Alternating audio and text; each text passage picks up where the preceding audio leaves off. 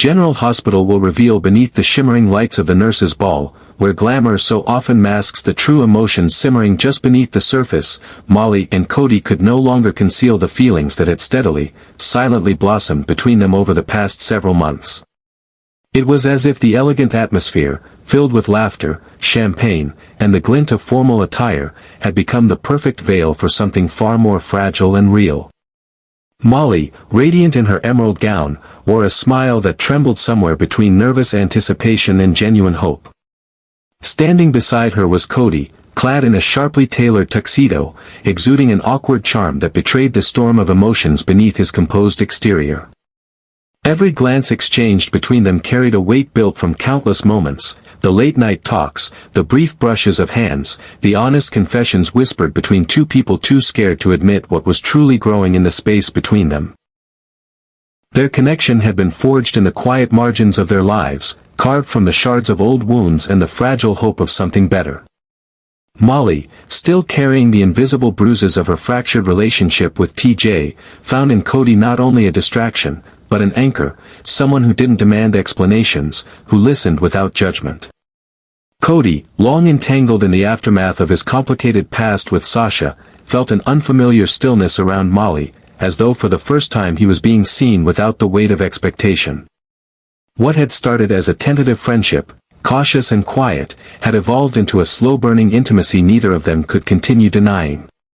Port Charles had watched their closeness grow, but tonight, in the enchanted setting of the nurses' ball, that closeness stepped into the spotlight. As the band began a slow ballad and couples drifted to the center of the room to dance, Molly hesitated only for a breath before placing her hand gently on Cody's shoulder. Cody, with a small but unmistakable smile, accepted the invitation, clasping her hand in his. Their bodies swayed to the music, but their eyes locked as if they were suspended in time, immune to the bustle and murmur surrounding them. In that dance, they weren't just participating in a tradition, they were making a declaration. No dramatic announcement, no sweeping gestures, just a shared truth, spoken in silence. Their chemistry, long speculated on but never confirmed, was now visible, undeniable. It vibrated in the air between them, sending subtle ripples through the crowd of onlookers who paused to take it all in. And yet, just as Molly seemed ready to finally emerge from the long shadow of heartbreak, just as she allowed herself the dangerous luxury of believing in second chances, fate threw its own twist onto the stage. TJ entered the venue quietly, without ceremony or disruption, but his presence sent a ripple through the atmosphere that even the music could not smooth over. He didn't come with accusations or bitterness, there was no scene, no raised voice, only a calm, almost unnerving stillness in his expression. As Molly stepped away from Cody, drawn by the quiet urgency in TJ's eyes, no one could have predicted the storm that was about to be unleashed behind the scenes. In a private hallway away from the glowing ballroom, TJ revealed the truths he had kept to himself until now, truths he had only recently uncovered and struggled to believe. He told Molly of Cody's continued secret communications with another woman. Not in the present, but during a time when Cody had insisted he was healing from Sasha, a time when he had already begun showing signs of interest in Molly. TJ had found messages that suggested clandestine meetings and vague emotional entanglements, none of which aligned with the image Cody had projected. More unsettling were the inconsistencies in Cody's own stories, the excuses for his unexplained absences, the careful omissions when questioned about his past few weeks, and a particularly suspect lie about needing to leave Port Charles for personal reflection. What stung Molly most wasn't the revelation itself, but the feeling of betrayal layered on top of vulnerability. She had risked her heart, still bruised and tender, for what she thought was something honest. In Cody, she had hoped to find refuge, a safe space free from the complications that had tainted her past. But TJ's quiet, unflinching delivery of these truths painted a different picture. He wasn't seeking revenge, nor was he trying to win her back. His only motive was to protect her from walking headfirst into another heartbreak, this time, preventable. When Molly returned to the ballroom, her face was drained of the radiance it had held only moments earlier. Cody, sensing something had shifted, moved toward her, confusion etched across his features. But one look at her expression, a mixture of sorrow, disappointment, and awakening, froze him in place. She didn't need to say anything. Her silence was louder than any accusation. In that single exchange of glances, the fragile thing they had shared shattered quietly, like glass beneath silk. No dramatic confrontation followed. The music played on, couples continued to dance, and Port Charles, as always, moved forward. But for Molly and Cody, the night had irrevocably changed. Their story, which had begun in whispers and built on cautious hope, now lay scattered in the echo of a song they'd danced to only minutes before. Molly walked away with measured steps, her gown trailing behind like the remnants of a dream. In her mind, questions spun endlessly: why she hadn't seen it coming, whether the connection she felt had been real or just another illusion, and above all, how she could have let herself believe in something so fragile, so soon.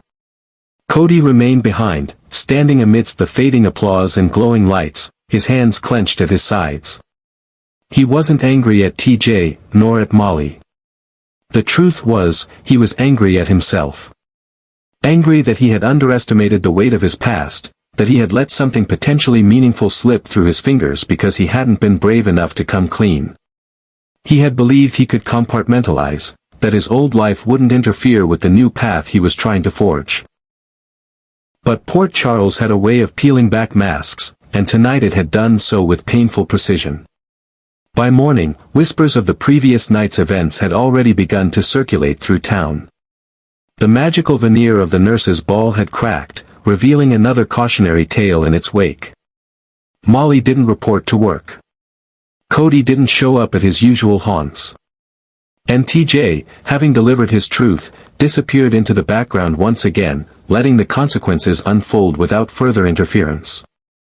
The residents of Port Charles, used to drama but always hungering for the next twist, speculated endlessly. But behind the gossip and speculation were real people, real emotions, and a woman once again left wondering whether love was worth the risk. And somewhere, in the solitude of her apartment, Molly stared out the window, her coffee untouched, her thoughts unraveling. Not because she had been fooled, but because she had allowed herself to hope. And while hope is beautiful, it is also dangerous, especially in a town like Port Charles, where even the most enchanting nights can end in heartbreak. The truth struck Molly like a cold, unforgiving gust of wind, slicing through the warmth and illusion of possibility that had only just begun to bloom in her heart.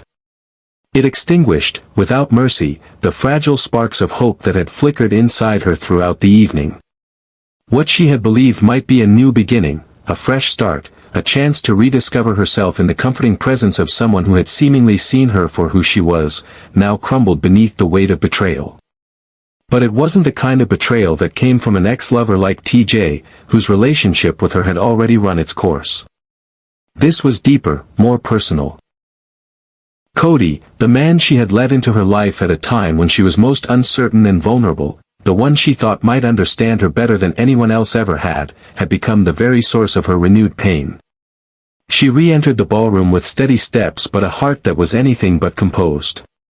Her dress still shimmered under the chandeliers, her hair remained perfectly styled, but the softness in her expression was gone, replaced by a wounded steeliness that made her seem distant, unreachable. Her gaze found Cody across the room, and the moment their eyes met, the unspoken truth passed between them like a silent scream. Gone was the tenderness she had offered him earlier in the evening, in its place stood a raw, unyielding disappointment, not just in him, but in herself, for believing that she could trust again so soon, for thinking that perhaps this time, things would be different. Cody saw her approach and took a tentative step forward, his mouth parting as if to explain, to reach out, to salvage the moment. But he never got the chance. Molly's eyes said everything, not in anger, but in heartbreak, in the profound disillusionment of someone who had opened her heart too quickly and watched it be mishandled. Cody froze, the words caught in his throat like shards of glass. He knew then that there was nothing he could say that would make a difference, no excuse that would erase the truth TJ had delivered, no sentiment that would undo the damage already done. The silence between them swelled into a chasm, a void where something meaningful had nearly taken root but was now swiftly collapsing into dust. And so, the night, which had seemed destined to end in sweet confession or passionate embrace, came to a close not with a kiss, nor with whispered promises of tomorrow, but with a heavy, unbearable silence between two hearts that had dared to hope and had been wounded for it. As guests began to trickle out into the cool Port Charles night, their laughter and chatter faded into the background. The lights of the ballroom dimmed slowly, one by one, until the glow that had once seemed magical now felt hollow, echoing the emptiness left in Molly's chest. She walked alone down the long corridor that led to the parking lot, her footsteps echoing in the silence, deliberate and heavy, though no longer unsteady. Her spine was straight, her head held high, but each step carried the weight of disappointment and reflection. In her mind replayed a dozen snapshots from earlier in the evening, the way Cody had looked at her, the touch of his hand at her waist, the sensation of finally feeling seen. She had allowed herself to dream, just a little, of something new, something beautiful rising from the ashes of what she had lost with TJ. She had imagined a second chance. But the cruel twist of reality had shown her that sometimes, the most dangerous thing you can do isn't to fall in love, it's to believe you're ready when you're not, and to trust too soon in someone who isn't ready either. The next morning, all of Port Charles buzzed with gossip. The whispers that had begun in the final hours of the ball had now evolved into full-blown speculation and scandal. Headlines on blogs and social media sites hinted at a dramatic love triangle unfolding under the glittering lights of the town's most anticipated event. Molly Lansing and Cody Bell, romance sparks, then implodes, read one post. TJ Ashford drops bombshell at Nurses Ball, read another. Rumors flew faster than facts could catch up with them. Some claimed they'd seen Molly crying in the hallway. Others whispered about a confrontation. But one thing was certain, Cody was nowhere to be seen at Kelly's, and Molly had not shown up for work. Their absences were as conspicuous as their appearance together had been the night before. Among their friends and family, concern simmered beneath the surface. Alexis left messages Molly didn't return. Christina visited her apartment only to find it quiet and dark. Dante checked in with Cody and received nothing but a short, vague reply. Those closest to them could sense that the reverberations of the ball ran deeper than just one night's drama. The town had seen many public romances rise and fall, but this felt different, more intimate, more personal. The kind of hurt that doesn't make headlines, but instead lingers in private corners of the soul. In the solitude of her apartment, Molly sat curled on the edge of the couch, her eyes unfocused, staring at the morning light filtering through the blinds.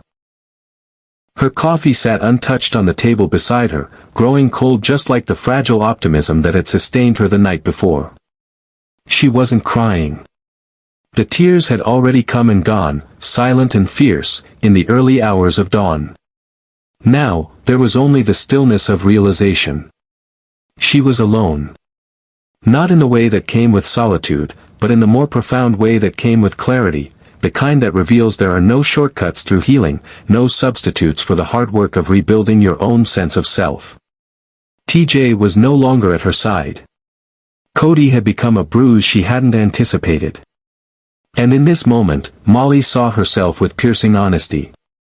She had tried to leap forward when she hadn't yet finished standing back up. She had clung to the idea that someone else, someone kind, broken, and charming, might help her put herself back together. But healing doesn't come from the outside. It doesn't wear a tuxedo or dance you across a ballroom floor. Healing is slow. It is painful. And it is deeply personal. Still, even in the quiet devastation of that morning, Molly knew she would endure. Because she always had. She wasn't a stranger to starting over. She wasn't unfamiliar with pain. But what she was beginning to rediscover was the strength buried beneath her own disappointment. The kind of strength that doesn't need a partner to be validated. The kind of strength that sits in silence, breathes through the ache, and waits for the day when it won't hurt as much anymore. Because that day would come.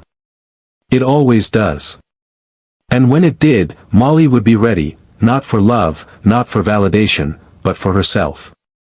Cody, for all his quiet composure, could not escape the relentless grip of regret that now consumed his every thought.